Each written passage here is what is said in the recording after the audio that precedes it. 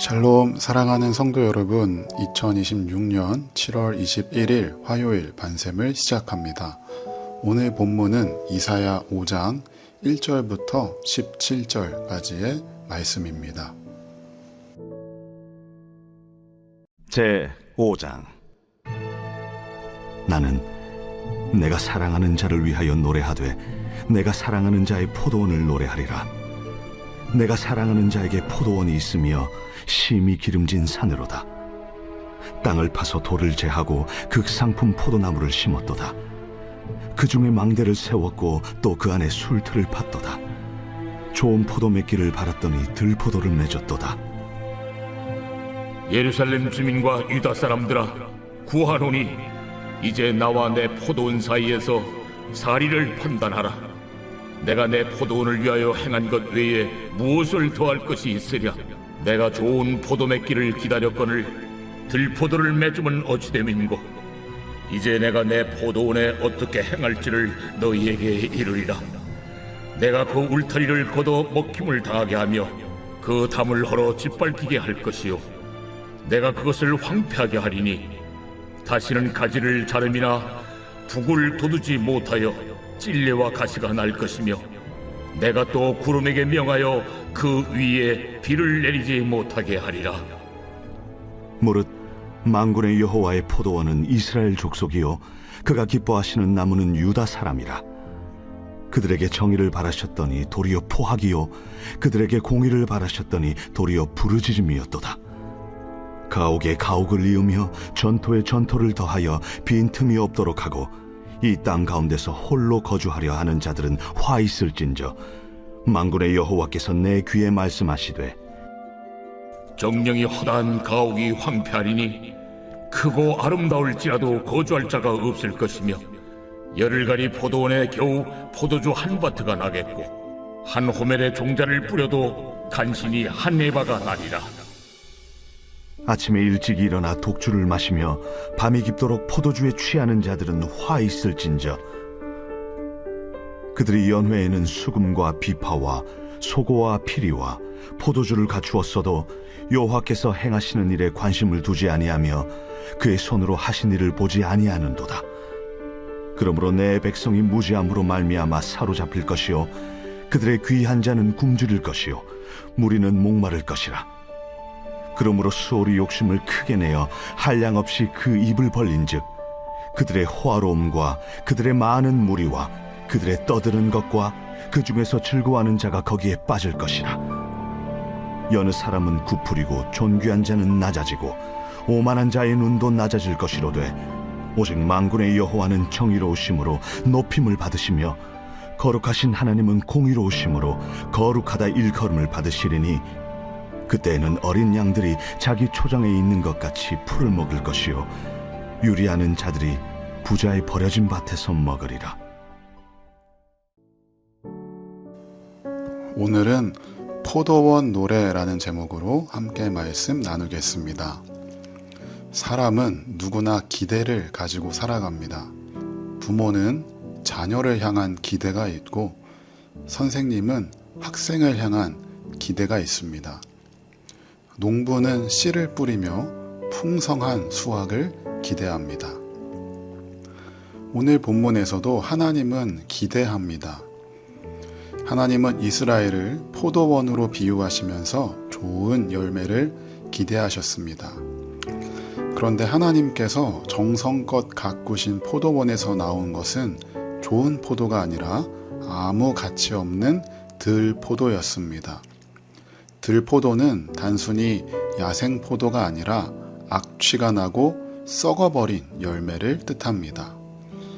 하나님은 좋은 열매를 기대하셨지만 가치 없는 열매가 맺힌 것입니다. 이사야는 이것을 사랑의 노래처럼 시작합니다. 하지만 끝은 하나님의 눈물과 심판으로 끝이 납니다. 하나님은 오늘도 우리에게 기대하십니다. 그리고 나는 어떤 열매를 맺고 있는지 돌아보아야 합니다. 포도원 주인은 할 수 있는 모든 것을 다 했습니다. 기름진 산에 포도원을 만들었습니다. 돌을 골라냈습니다. 극상품 포도나무를 심었습니다. 망대를 세우고 술틀까지 만들었습니다. 4절 말씀입니다. 내가 내 포도원을 위하여 행한 것 외에 무엇을 더할 것이 있으랴. 내가 좋은 포도 맺기를 기다렸거늘 들포도를 맺음은 어찌 됨인고. 하나님은 부족함 없이 은혜를 베푸셨습니다. 이스라엘에게는 출애굽의 은혜, 율법, 성전, 선지자, 약속의 땅 등등 모든 것이 있었습니다.